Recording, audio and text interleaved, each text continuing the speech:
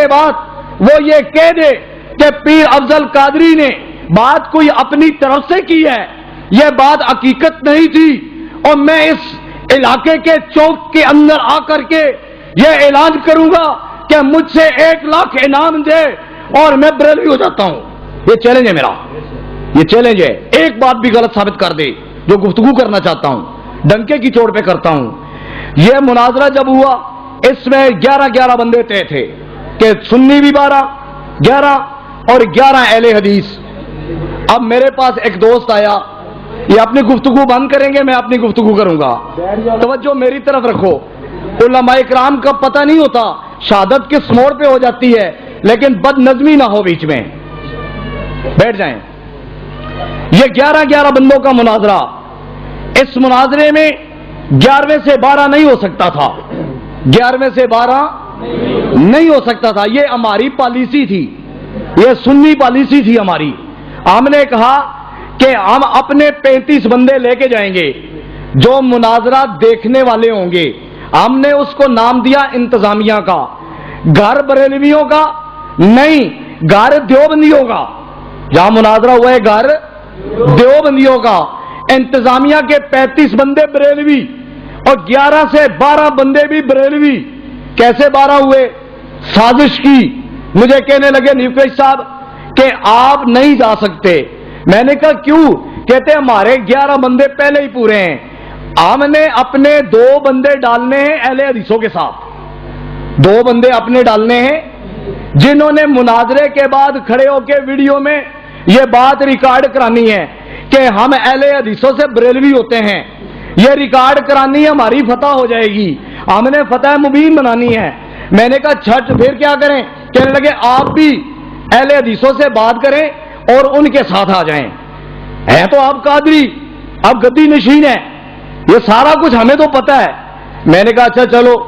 سید طالب الرحمان شاہ صاحب کو میں نے پیغام بھیجا کہ جی میں تحقیق کر رہا ہوں، مجھے ساتھ رکھ لو. اور تھی یہ سازش. انہوں نے کہا اچھا قادری کوئی بات نہیں، اگر تو تحقیق پہ ہے اور تو سرچ پہ ہے کوئی بات نہیں، اور تجھ جیسے پیر کو ہم لے جاتے ہیں، کوئی مسئلہ نہیں. لیکن اگر میں پہلے سے اہل حدیث ہوتا تو میں اہل حدیث دوستوں کی گاڑیوں میں جاتا. یہ بات نہیں تھی، میں گاڑی اپنی لے کر گیا. کیوں؟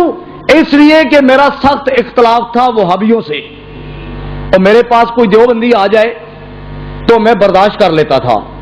اور دیوبندیوں کے پاس مجھے جانا پڑے، کئی ایسے جلسے موجود ہیں راولپنڈی شہر میں، تقی عثمانی کا ہو، لدھانوی کا ہو، یا ایسے کئی موجود ہیں مسجد ابی بن کعب میں جن کی صدارت میں نے کی ہے. اور پیر صاحب کو بلاتے تھے. دیوبندی کیوں بلاتے تھے؟ اس لیے کہ پیر صاحب کا نام لکھو زیر صدارت، ان سے اشتہاروں کے پیسے لے لو، یہ بھی حنفی ہم بھی حنفی ہیں. اور بات سمجھ میں آئی ہے؟ اور ہم بریلوی بھی تو حنفی تھے، دیوبندی بھی حنفی، قوم ایک ہی ہے، فرق کوئی نہیں ہے. ایک کہتا ہے، اب وہ فرق صرف اتنا ہے، ایک کہتا ہے کہ یہ مرا ہوا ہے، بندہ مرا ہوا ہے، اور دیوبندی کہتا ہے کہ نہیں مرا ہوا نہیں ہے. بریلوی کہتا ہے مرا ہوا ہے، دیوبندی کہتا ہے مرا ہوا نہیں ہے. تو کیا ہے؟ کہتا ہے یہ اکڑا ہوا ہے. ایک کہتا ہے مرا ہوا ہے، دوسرا کہتا ہے اکڑا ہوا ہے. لیکن اس کی دونوں کا موقف ایک ہی ہے، بات ایک ہی ہے، دونوں کا مسلک حنفی ہے. کوئی دیوبندی بیٹھا ہے پریشان نہ ہو، اور میں اسے معذرت بھی چاہتا ہوں، کچھ ایگزامپل کوٹ کروں گا، وہ میرا بھائی بھی تحقیق کرے. بڑے بڑے دیوبند کے علماء اکرام مجھے ملتے رہتے ہیں، اور میں بڑی محفل میں ان سے تذکرہ کرتا ہوں، ان باتوں کے اوپر اللہ کی رحمت سے کرتا ہوں. اور کئی علماء نے یہ جب ایگزامپل کوڈ کیے، انہوں نے مجھے یہ کہا، کہتے علماء اکرام سے غلطیاں ہوتی ہیں. میں نے کہا یہ کوئی بات ہے، یہ کوئی جواب ہے؟ جیسے اب یہ بات آئی، ایگزامپل کوڈ کرتا ہوں کہ ایک بہشتی زیور ہے، دیوبندیوں کی کتاب بہشتی زیور. تحقیق اتنی ہے کہ بریلوی کی کوئی کتاب کی بات کرو، ایک ایک صفحہ، ایک ایک پیج بتاؤں گا. دیوبندی کی کتاب کی بات کرو، ایک ایک صفحہ، ایک ایک پیج بتاؤں گا. شیعہ کی کتاب کی بات کرو، ایک ایک ایگزامپل کوٹ کر سکتا ہوں. اللہ کی رحمت سے اتنی تحقیق کے بعد اللہ کریم نے میرے دل کے اندر یہ بات ڈال دی کہ مسلک اگر سچا ہے اور قرآن اور حدیث کے مطابق چلنے والا ہے، صحابہ اکرام کے نقش قدم پر چلنے والا ہے، تو وہ مسلک اہل حدیث ہے۔ نعرہ تکبیر، اہل حدیث، علماء اہل حدیث، شان مصطفیٰ، شان قرآن، یہ تحقیق، یہ پیر افضل قادری صاحب، یہ تحقیق ہے کہ ایک بہشتی زیور کتاب ہے علماء دیوبند کی، صفحہ نمبر 53 باب نمبر 2، صفحہ نمبر 53 باب نمبر 2، مسئلہ دادردہ کا ہے، 10 ہاتھ چوڑا 10 ہاتھ لمبا ایک کھڈا ہو، اس سے چلو سے پانی اٹھاؤ، زمین نہ کھلے۔ ایز اٹ از، میں اس کی وہ ٹرانسلیشن انٹو اردو کر رہا ہوں، وہ میں اسی طرح پڑھ رہا ہوں، اس میں کمی بیشی نہیں کر رہا۔ ایک کھڈا ہو 10 ہاتھ چوڑا 10 ہاتھ لمبا ہو، چلو سے پانی اٹھاؤ، زمین نہ کھلے، اور پھر وہ کہتا کیا ہے، لکھتا کیا ہے کہ اس کے اندر خون پھینکو، اس کے اندر شراب پھینکو، اس کے اندر گندگی پھینکو، اور اس کے اندر مرا ہوا کتا پڑا ہو، یہ ساری چیزیں اس کھڈے میں موجود ہیں جو 10 ہاتھ چوڑا ہے 10 ہاتھ لمبا ہے، چلو سے پانی اٹھاؤ، زمین نہیں کھلتی، اتنا وہ گہرا ہے۔ میں نے کہا کتنا ہوگا؟ وہ کہتے ہیں اتنا لمبا ہاتھ ہے۔ میں نے کہا ٹینکی لگا لیتے ہیں، انڈر گراؤنڈ ٹینکر سے بڑا نہیں ہو سکتا کہ وہ 10 فٹ چوڑی 10 فٹ لمبی اور وہ 8 فٹ گہری ہوتی ہے، اس میں ایک ٹینکر پانی کا آتا ہے۔ کہتا ہے بالکل صحیح۔ میں نے کہا اس سے بڑا نہیں ہو سکتا، اور اس کے اندر شراب پھینکو، شراب حل ہو جاتی ہے، خون پھینکو، خون حل ہو جاتا ہے، کتا پڑا ہو اور کتے کی ساری غلاظت اس پانی کے اندر ہوگی۔ یہ بدبخت لکھتا ہے کہ اس پانی کے ساتھ وضو کرنا جائز ہے۔ اور یہ بات میں نے علماء دیوبند کو دکھائی، میں نے کہا یہ کیا لکھا ہوا ہے، مجھے بتاؤ۔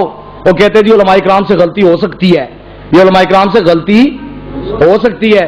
میں نے کہا بریلوی کہتے ہیں کہ غلط بات کسی علماء نے لکھ دی ہے تو وہ حالت مجذوب میں تھا، تم بھی کہتے ہو کہ حالت مجذوب میں تھا، دونوں کا مسئلہ تو ایک ہی ہو گیا۔ اور تحقیق کے لیے کرتا ہوں بات، ایسی کئی اور چیزیں موجود ہیں جو کہ میں یہاں پہ ایگزامپل کوڈ نہیں کر سکتا، اتنی حیا کا تقاضا ہے، اس لیے کوڈ نہیں کرتا۔ بہشتی زیور کو پڑھ لو، پڑھنے کے بعد تحقیق کرو، تحقیق کرنے کے بعد دیکھو کہ مسلک تمہارا کیا کہتا ہے۔ وہ کہتا ہے علماء سے غلطی ہوئی، یا تمہیں ماننا پڑے گا تمہاری کتابیں غلط ہیں، یا تمہیں ماننا پڑے گا لکھنے والا مصنف غلط ہے، یا تمہیں ماننا پڑے گا کہ ان کتابوں کے پیچھے کس کا ہاتھ ہے۔ یہ مسلک جس کی کتابوں کے اندر غلاظت بھری ہو، اس مسلک سے توبہ طائب ہو جانا چاہیے اور رائے حق کو، قرآن کو سینے سے لگانا چاہیے۔ ایک دوست نے سوال کیا کہ میں اہل حدیث ہوں، ہماری مسجد میں جماعت آئی ہے۔ میں نے کہا کون سی جماعت آئی ہے؟ تبلیغی جماعت آئی ہے، ہم اس کو بٹھا لیں، یہ دعوت کا کام کرتے ہیں۔ اور میں نے کہا میرے دوست ذرا توجہ کرنا، ان کی بغل میں کون سی کتاب ہے؟ کہتا ہے مجھے پتہ نہیں ہے۔ میں نے کہا ذرا دیکھ لے، ان کے پاس زکریا کی کتاب ہوگی، ان کے پاس الیاس کی کتاب ہوگی، ان کے پاس بہشتی زیور ہوگی، ان کے پاس دیگر کتابیں ہوگی۔ اگر اس جماعت کے پاس تم دیکھ لو، اگر ٹرانسلیشن کے ساتھ اگر قرآن مجید موجود ہے، اس کو مسجد میں جگہ دے دو، اگر نہیں ہے تو مجھے بتاؤ۔ اس نے سوال کیا، انہوں نے کہا ہمارے پاس قرآن نہیں ہے، علماء کی کتابیں ہیں۔ اور میں نے کہا خدا کے بندو، اگر تم تبلیغ کرتے، قرآن کو تم سینے سے لگاتے، اگر تم تبلیغ کرتے محمد کی تو قرآن سینے سے لگا ہوتا، اگر تم تبلیغ کرتے اسلام کی حدیث سینے سے لگی ہوتی۔ اگر نہ قرآن ہے نہ حدیث ہے تو تو کس مسلک کا پرچار کرتا ہے؟ تیری طرح سید بھی کر رہی ہے، تیری طرح دیگر مسالک بھی کر رہے ہیں۔ اپنے عقیدے کو بدل دے، چھوڑ دے ان کتابوں کو۔ آج درس اہل حدیث دیتا ہوں کہ تو اپنی کتابیں لے آ، میں اپنی لے آتا ہوں، ساری کتابوں کو تو بھی لے آ، میں بھی لے آتا ہوں، سنی بھی لے آئے۔ آؤ اسلام کو جوڑنا ہے، ہم نے تفرقہ بازی ختم کرنی ہے، ہم نے ساروں کو جنتی بنانا ہے، محمد کا امتی بنانا ہے اور قیامت میں محمد کا غلام بنانا ہے۔ آ جاؤ، ساری کتابوں کو تم بھی اٹھا کر کے سمندر کی نظر کرو، میں بھی کرتا ہوں، قرآن تم بھی سینے سے لگاؤ، میں بھی لگاتا ہوں، حدیث کا تم بھی اٹھا لو، میں بھی اٹھا لیتا ہوں۔ ساری امت کا اتفاق ہے، ساری غیر رسمی باتیں ساری تم بھی چھوڑ دو، ہم بھی چھوڑ دیتے ہیں۔ پہلے تو ہم کرتے ہی نہیں، ہم غلامی کریں گے، محمد کی طریقہ اپنائیں گے، صدیق کا غلامی کریں گے، محمد کی طریقہ اپنائیں گے، فاروق اعظم کا غلامی کریں گے، محمد کی طریقہ اپنائیں گے، عثمان غنی کا غلامی کریں گے، محمد کی طریقہ ہوگا، حضرت علی کا